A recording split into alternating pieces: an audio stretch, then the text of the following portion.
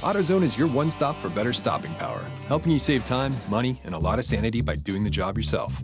Now, to do the job right, you'll need the following tools, which can all be found at AutoZone, including a caliper compression tool and a torque wrench, which are both available through AutoZone's Loan a Tool program. Before you begin, you'll want to refer to the precautions section in your car's owner's manual for any special callouts or warnings. It's also a good idea to have a repair manual on hand to refer to during this job and any future jobs you decide to tackle. AutoZone recommends wearing safety glasses and gloves during your repair. And while not all new brake pads come with hardware, you can always pick some up at AutoZone. At any time, feel free to use the description section to jump ahead in the video. And while you're not changing your rotors today, now is a great time to check them for any irregular wear patterns or signs that they need to be replaced. Before you install the new, you have to take off the old. And while a 2000 Silverado 1500 is being used here, the same steps will help you with your vehicle. Now it's time to remove the wheels. Safety first. You always want to chock the wheels that you're not working on. Check the owner's manual for factory-approved jack points. Then place the jack under one of the recommended jack points. Raise your vehicle just enough to take some of the weight off the wheel. The tire should remain touching the ground. Then, use a tire iron to loosen the lug nuts. You can use the tire iron that came with your car, or you can grab a Duralast tire iron from AutoZone as shown here. Raise your vehicle to the appropriate height, then place the jack stand under the vehicle, near where the jack is touching it. Once you have the jack stand in the appropriate place, slowly lower the jack until the vehicle is resting securely on the jack stand. Now, completely remove the lug nuts and take off the wheel.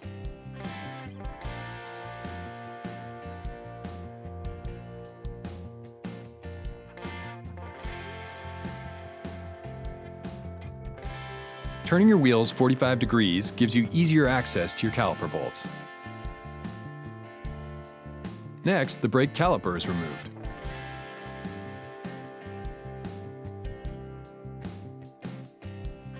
Before the caliper can be removed, the caliper piston might need to be pushed back to clear the rotor, and a flathead screwdriver or an angled pry bar tool is all you need. Next, remove the two caliper bolts from the back of the caliper.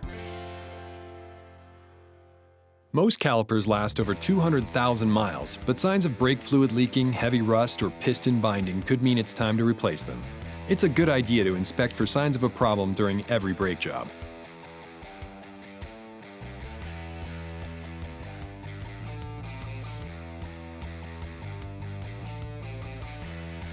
Once the caliper bolts are off, the caliper should slide freely, allowing you to remove it from the bracket.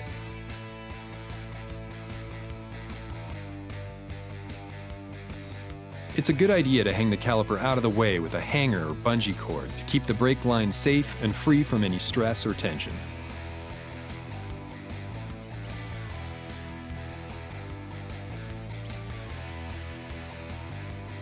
Next, remove the caliper bracket from the spindle. If the caliper bracket bolts are showing wear or rust, spraying on some penetrating oil or some brake cleaner will help with the removal.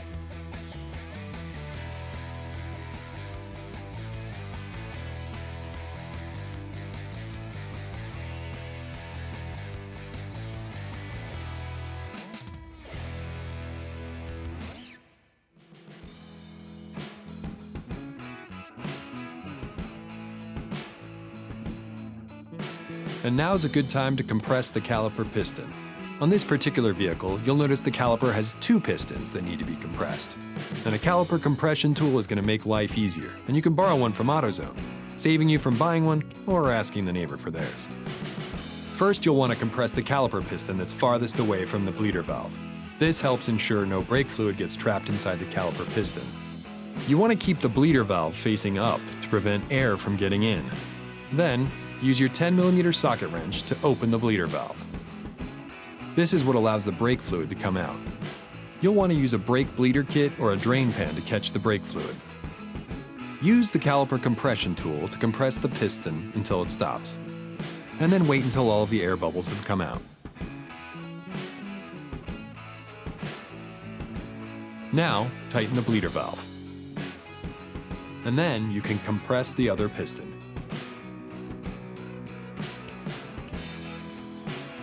Once you have the caliper compression tool in the right place on the other piston, open up the bleeder valve again.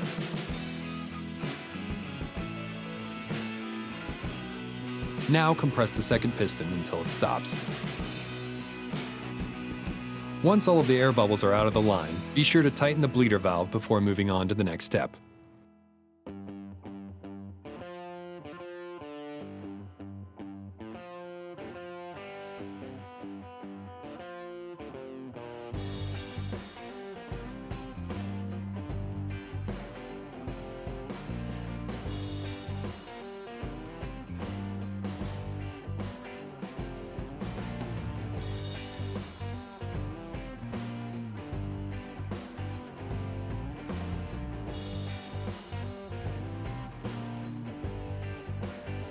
And now's a good time to remove your old brake pads and hardware, which should be easy.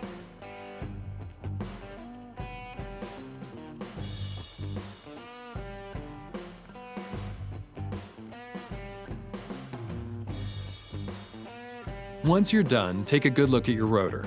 Check for any uneven or irregular wear patterns.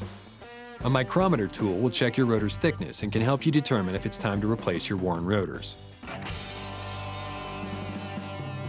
With the old pads removed, the installation can begin. The first thing we need to do is clean the caliper bracket.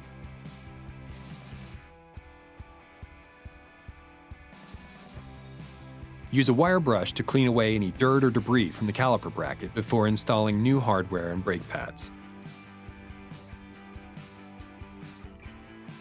Now, install the new brake pad hardware.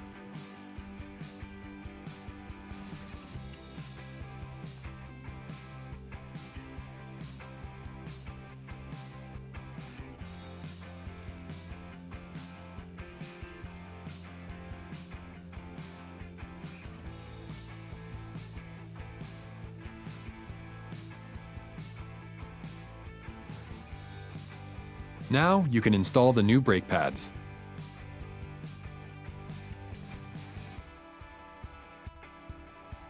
Now you'll want to apply brake caliper grease to your brake pads where the pads fit into the hardware. But also make sure not to get any grease on the side of the pad that contacts the rotor.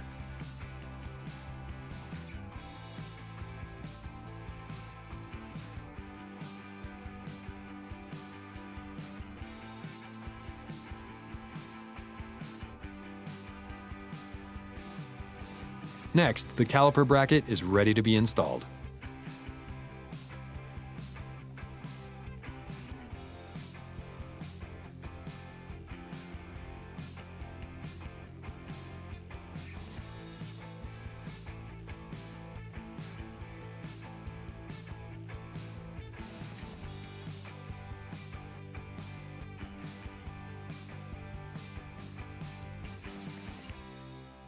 Be sure to tighten the caliper bracket bolts to the recommended torque specifications.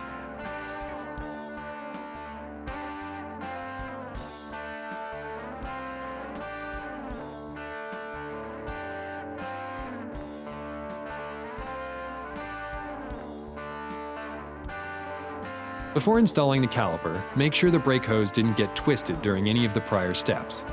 The brake hose should be free of any loops or twists once installed. A twisted brake hose can obstruct the hydraulic fluid from applying pressure to the caliper. Before you reattach the caliper, it's a good idea to apply some brake caliper grease to the places that contact the back of the brake pads.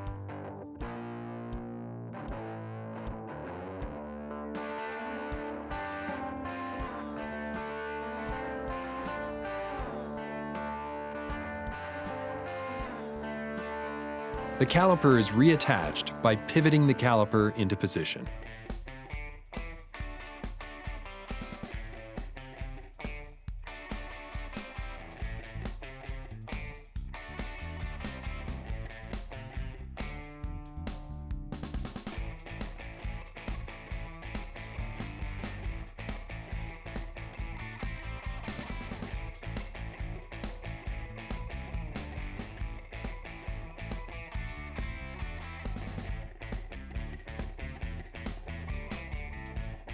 Now you can tighten the caliper bolts to the right specifications, which can be found in the repair manual.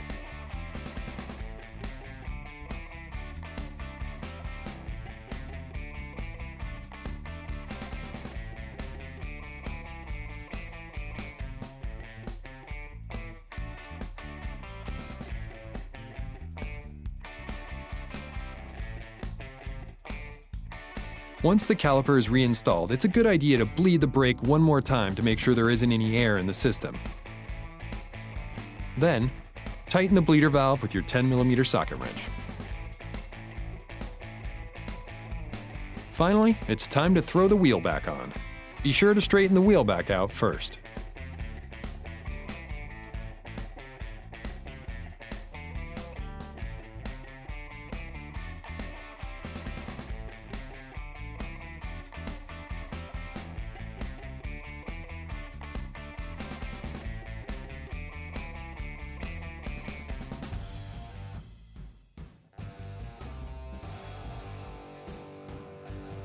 When tightening the lug nuts, do so in a star pattern for easier assembly.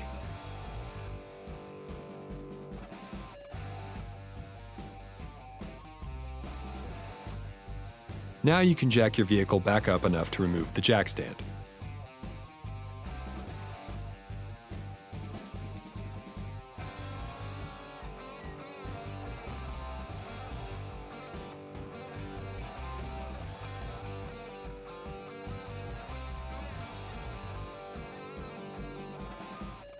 Once you've lowered your vehicle all the way so the wheels are securely on the ground, you're ready to tighten the lug nuts.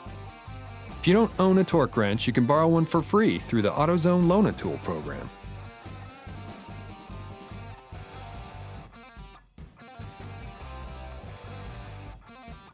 With the wheel back on, now you can follow the same steps on the other side of the vehicle. Now it's time to prime it, pop it, and pour it in. To prime your brakes, step on the brake pedal several times. This helps extend the pistons closer to the pads, seating the brakes, shims, and rotor. Then pop the hood. You can check the fluid levels and pour in brake fluid if it needs it. And remember, it's a good idea to follow the 30-30-30 rule to break in your new brakes. And be sure to check out our other DIY videos on our official AutoZone channel. Thanks for watching. Get in the zone, AutoZone.